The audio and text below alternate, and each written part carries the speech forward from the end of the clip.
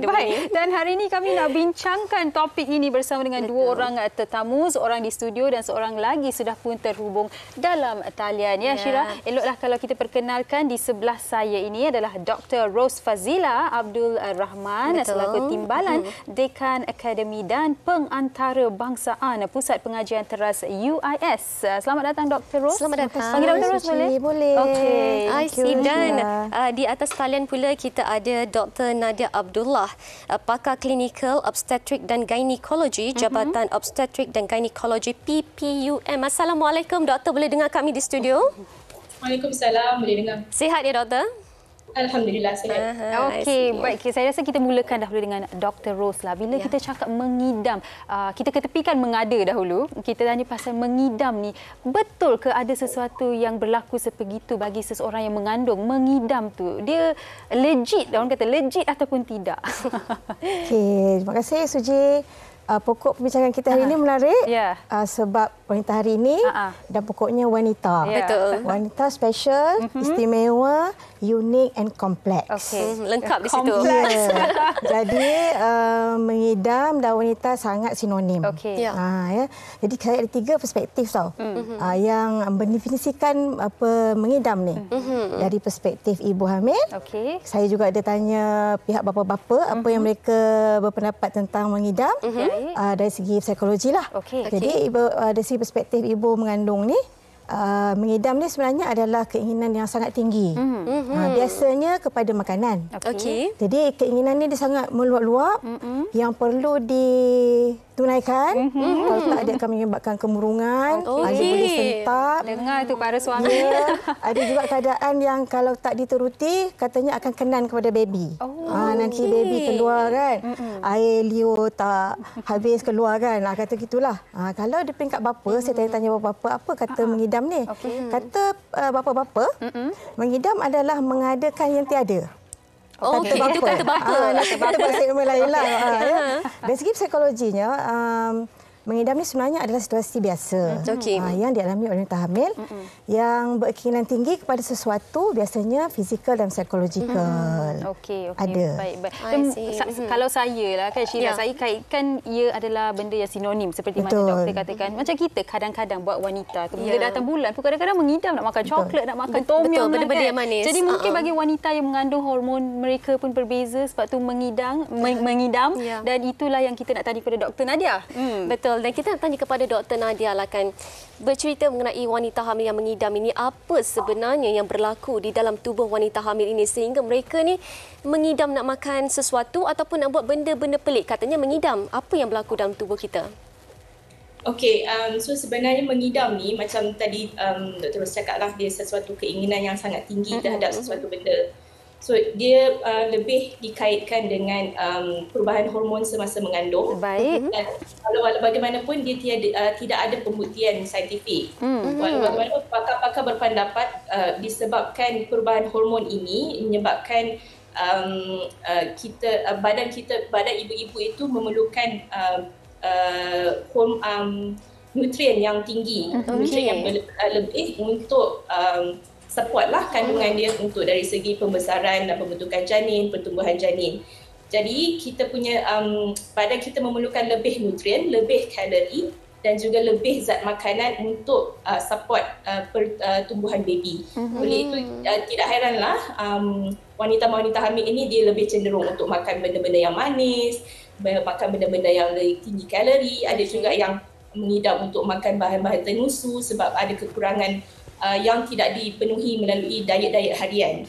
Contohnya kalau diet harian yang selalunya ibu mengandung tidak suka minum susu. Tapi tiba-tiba waktu mengandung dia suka pula minum susu. Mungkin ada keberangkalian bahawa zat kalsium dalam badan kurang kerana telah diberikan kepada baby.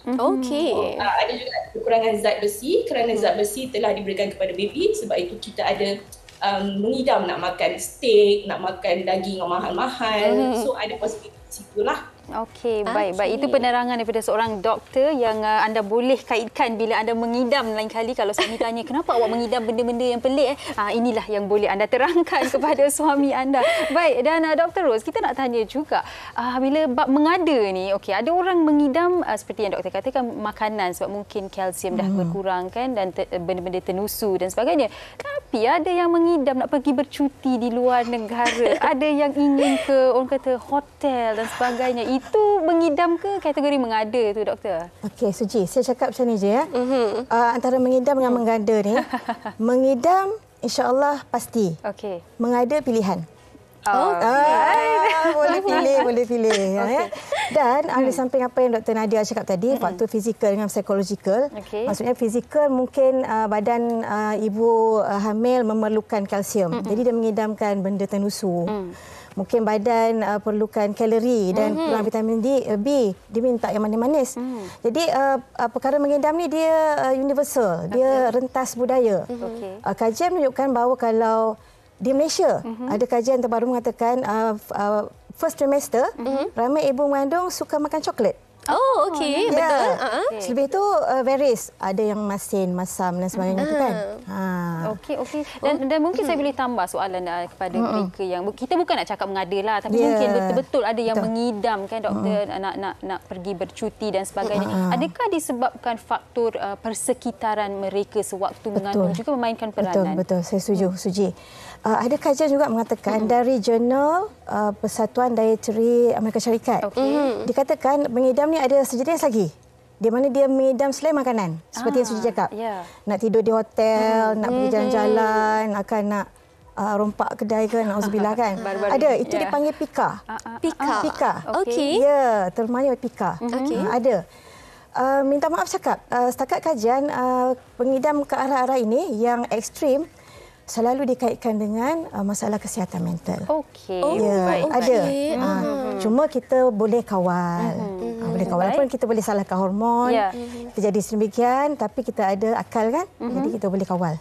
Boleh dikawal. Kena bertindak rasional. Pengadaan dan mengidam itu. Boleh. Okey. Sugi, sebenarnya saya ada nampak beberapa komen di Facebook kita yang mana pada saya sangat menarik tau. Saya dulu masa pergi teringin nak buat latihan maths. Tak ada buku latihan, buat online sahaja.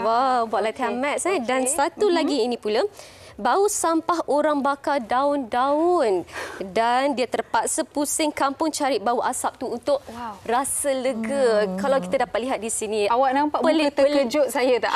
Betul, wow kan. Banyak ragam orang-orang mengandung biasa ini. Biasa orang ada yang yang mengandung tak masuk akal kadang-kadang. Elakkan tempat-tempat yang ada asap. Betul. Kan? Ini awak nak bawa asap. Cari pula asap tu di mana untuk kita hidup.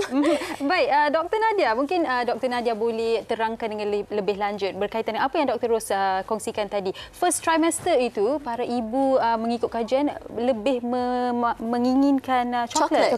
Apa kaitannya, Dr. Nadia? Kalau boleh Dr. Nadia kongsikan. Selalunya waktu first trimester ni, dia badan kita penuh dengan tinggi hormon beta HCG untuk support kandungan awal. So bila beta HCG ni, hormon ni dia akan menyebabkan kecenderungan ataupun perubahan kepada kita punya deria bahu. Deria bahu. So ada yang orang yang suka bau benda-benda manis, tapi ada setengah tak boleh nak bau benda-benda yang macam tu. So ada setengah dan juga waktu fasa first trimester ini, mereka lebih cenderung untuk mengalami fasa alahan, nausea and vomiting in pregnancy. So disebabkan itu ada setengah orang untuk cara dia orang untuk atasi masalah nausea and vomiting ni, ada setengah orang dia suka benda-benda yang masam, ada setengah orang untuk mengelakkan dia daripada muntah, dia suka benda-benda yang manis. So bukan semua orang sama. So kita pun ada buat kajian yang setengah orang untuk kontrol dia punya alahan. First trimester dia suka minum air halia. Setengah orang air halia tak boleh. Setengah orang suka air yang masam lah, yang macam orange, lemon. Ada setengah orang just biscuits or apples. So dia semua benda-benda dia bukan benda yang dia bukan benda umum, bukan benda yang general. Dia bergantung kepada setiap individu itu sendirilah. I see. Okey, tadi doktor katakan bahawa doktor dan juga di studio katakan bahawa first trimester tu yang membuatkan kita rasa mengidam dan sebagainya. Saya nak tanya juga kepada Dr. Nadia, adakah mengidam ni boleh berlanjutan sehingga ke 9 bulan ataupun ada tempoh-tempoh tertentu untuk mengidam ni? Mengidam ni kalau ikut pembacaan selalunya waktu first trimester, dia boleh start daripada first trimester sebab kita punya perubahan hormon itu berlaku daripada first trimester itu sendiri. Tetapi waktu first trimester tu kita lebih mengalami masalah nausea and vomiting, masalah muntah-muntah, alahan. So jadi waktu first trimester tu kurang sikit untuk alami alahan untuk mengalami mengidam ni, tapi lepas dia dah okey, dia dah out of dia punya nausea and vomiting, so mulalah keinginan macam-macam, nak makan tu, nak makan ini. Dan waktu itu juga, waktu second trimester and third trimester, kita punya keperluan badan ibu tu sendiri untuk keperluan peningkatan zat makanan dan juga kalori yang bertambah disebabkan perkembangan bayi itu sendiri. Jadi waktu itu barulah mengidam tu lagi orang kata lagi lebih lah. Ekstrim sikit lah. Yes, lebih ekstrim. Okey, baik. Dan Dr. Ros, saya pernah juga ada orang yang dia mengandung, rakan saya mengandung, tapi suami dia pula yang mengidam. Apa itu dari segi psikologinya berlaku ke? Kalau pengalaman peribadi, saya sendiri, anak sulung suami saya yang mengidam, yang alahan teruk. Oh ya? Dan ada juga keadaan masa saya mengandung tu anak saya yang sulung pula yang mengalami alahan. Ada. Itu ada kaitan dengan telepati sikitlah. Yang ada very close bonding kan dengan orang yang dekat dengan kita, orang yang kita sayang. Biasanya jadi begitulah. memang berlakulah. Memang ada. Kan? Tapi ada juga wanita Syirah, penonton dan doktor yang bila mengandung dia tak mahukan suami dekat. Macam bau badan suami tu tak boleh lah, geram lah awak jauh-jauh sikit. Macam yang tu bagaimana pula doktor? Macam Dr. Nadia cakap tadi lah kan, setiap wanita tu unik, istimewa. Keperluan berbeza, cara berbeza, dia relatif mengikut individu lah. Mengikut keperluan-keperluan. Macam Suji cakap tadi, mungkin juga faktor-faktor luaran, persekitaran, kan. Jangan banyak sangat tengok TikTok, kan. Nanti banyak pula yang makanan, kan. Jadi orang kata self-control lah. Self-control. Jadi itu antara faktor-faktor dan juga itu antara bonding, ikatan kasih sayang. Isteri sakit, suami pun turut terasa sakitnya. Baik, saya nak tanya kepada Dr. Nadia. Tadi doktor ada katakan mengenai perubahan hormon. Ada hormon yang tinggi di dalam badan wanita mengandung ini bila first trimester dan sebagainya. Adakah normal kalau wanita mengandung ini tak rasa apa-apa, tak loya, tak mengidam dan sebagainya? Adakah semua wanita mengandung itu kena rasa mengidam tu? Mengidam ni benda yang biasa dalam mengandung, tetapi memang bukan semua akan mengalami pengalaman yang sama. Macam saya mengandung 2 kali, tak ada mengidam apa-apa. Oh, okey. Dia lebih kepada macam saya katakan tadi, mengidam ni mungkin ada faktor yang peningkatan keperluan nutrien ataupun keperluan kalori. Oleh itu kalau badan kita secara saintifik lah kalau badan kita telah kita dah ambil suplemen, prenatal suplemen yang mencukupi, kita mengamalkan diet yang sihat everyday, so mungkin tidak ada kekurangan zat makanan dalam badan, so kemungkinan tidak adalah masalah mengidam ni. Itu secara saintifik lah. Tapi kalau yang mengidam nak travel, nak tempat mahal tu, itu saya tak ada nasihat. Okey. Baik, doktor terus no comment. Tapi doktor, bagaimana pula macam rakan saya kat sebelah ni, masa dia mengandung dia tak lalu makan. Jadi bagi ada sesetengah yang mengidam yang tak lalu makan pula, bagaimana boleh mereka membantu diri mereka lah doktor? Membantu diri. Okey. So selalunya ada juga yang tak lalu makan sebab sebab dia masih ada yang fasa nausea and vomiting tu awal-awal. So bila dia makan dia ada perasaan takut. Dia takut kalau dia makan dia akan muntah. Betul. Saya pula betul. Dia akan kurangkan makan sebab dia kata kalau nanti I makan I akan muntah. So daripada I nak suffer, so better I don't eat too much lah. Tapi ada juga hormon kita dalam badan, so dia menyebabkan proses pencernaan makanan tu sedikit lambat, sedikit slow. I see. So makanan akan stay dekat dalam perut lebih lama dan juga akan ada risiko untuk you dapat reflux. So bila macam you makan, you akan rasa pedih luar hati. Betul. doktor. So juga menyebabkan yang you tak lalu nak makan lah. Walaupun ada bukan lebih kalori sebenarnya. Okey, baik. Tadi doktor ada katakan bahawa kalau kita teringin nak makan sesuatu tu, maksudnya ada benda ataupun ada vitamin ataupun zat dalam badan kita yang tak cukup. Perlukah seorang wanita mengandung itu untuk buat ujian apa benda yang tak cukup untuk badan dia dan juga kandungan ni? Perlukah? Selalunya untuk yang mengidam yang biasa-biasa, macam just mengidam makanan sahajalah maksud saya. So yang tu tak perlulah. Okay.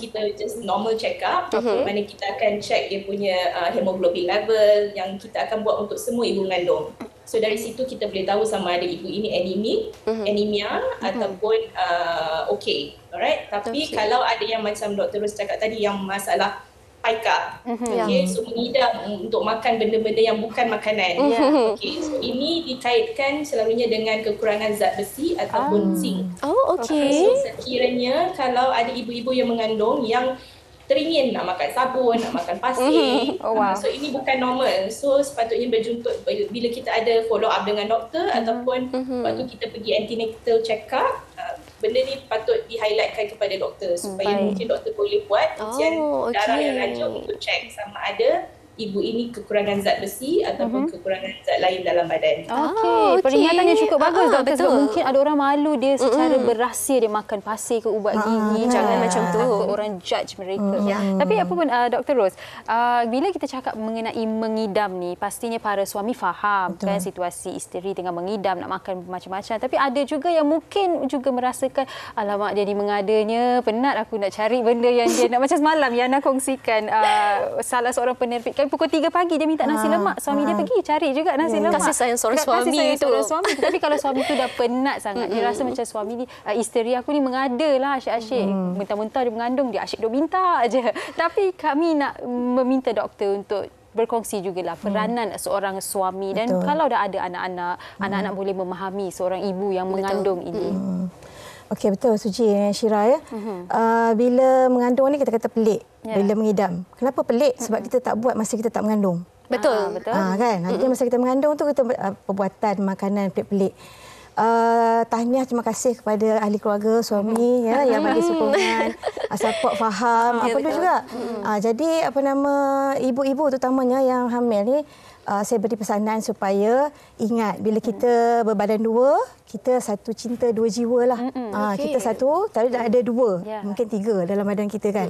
Jadi bila nak mengidam ke apa, just self control. Saya ada petua. Okey, silakan doktor. Saya panggil KISS lah. KISS ya. 3K, 2S. Okey. Yang pertama bila ibu-ibu mengandung dan orang-orang tersayang sekeliling bila ada ibu-ibu hamil, ibu hamil selalunya dia perlu kenal pasti. Dia kena kenal diri dia. Aku ni mengandung kan. Hormon tak stabil. Jadi kena balancekan lah antara keinginan dengan pemikiran tu.